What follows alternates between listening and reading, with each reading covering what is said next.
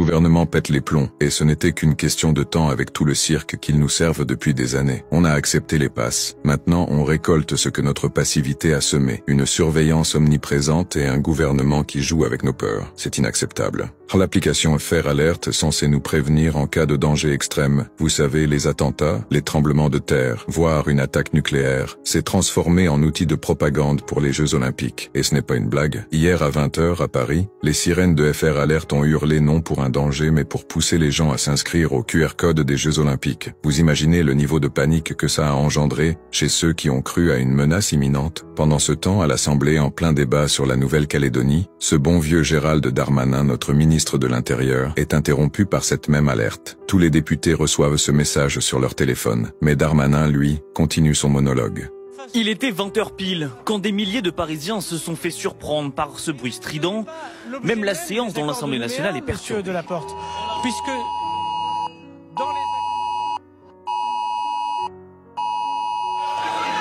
Monsieur Delaporte, Monsieur Delaporte, vous ne me suivez pas, Monsieur Delaporte? Il y a une alerte en ce moment et donc en fait personne ne vous entend en fait, c'est brouillé. Ironie du sort, c'est le message FR Alert qui retentit sur tous les téléphones. Un message délivré par le ministère de l'Intérieur. Dessus on peut y lire alerte extrêmement grave. Beaucoup sont surpris, même inquiets, sauf qu'en réalité, il s'agit seulement de prévenir les Parisiens de l'ouverture de la plateforme PassJO, celle qui délivre les QR codes pour circuler dans les zones interdites pendant les épreuves ou la cérémonie d'ouverture. Rapidement, beaucoup d'internautes ont dénoncé, selon eux, une utilisation abusive d'un dispositif qui doit être utilisé en cas de danger grave et imminent.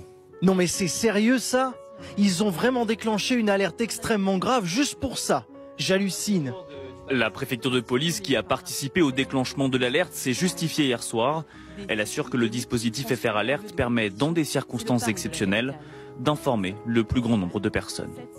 Quand la présidente de l'Assemblée l'arrête, le voilà tout vexé que personne ne l'écoute. Monsieur est dérangé parce que les députés réagissent à une alerte de son propre ministère, une alerte censée signaler un danger grave et immédiat. Monsieur Delaporte, vous ne me suivez pas, Monsieur Delaporte?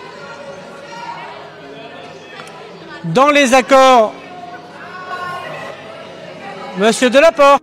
Cet homme vit sur quelle planète exactement? Il n'en a visiblement rien à faire, il n'est même pas au courant de ce qui se passe, et pire, il est agacé que son discours soit interrompu. Revenons au vrai problème ici. Est-ce vraiment le rôle de FR Alert de nous bombarder avec des notifications pour des inscriptions à un événement sportif? Si on commence avec ça, où va-t-on finir? On va recevoir des alertes parce qu'il fait beau ou parce qu'une voiture est mal garée. Je vous le dis, si ça continue comme ça, les gens vont juste désactiver cette fonction, parce qu'elle devient aussi intrusive et inutile que les spams qui nous envahissent déjà quotidiennement. Voici une astuce pour ceux qui en ont marre. Allez dans les réglages de votre téléphone, trouvez les notifications, cliquez sur FR Alert et désactivez tout. C'est cadeau. Quand on commence à utiliser des outils de sécurité pour faire de la publicité, on ne doit pas s'étonner que les gens se révoltent. Franchement, après les passes sanitaires délirants, voici la dystopie qui continue de se déployer sous nos yeux. Quand on prend les citoyens pour des imbéciles, il ne faut pas s'étonner des conséquences.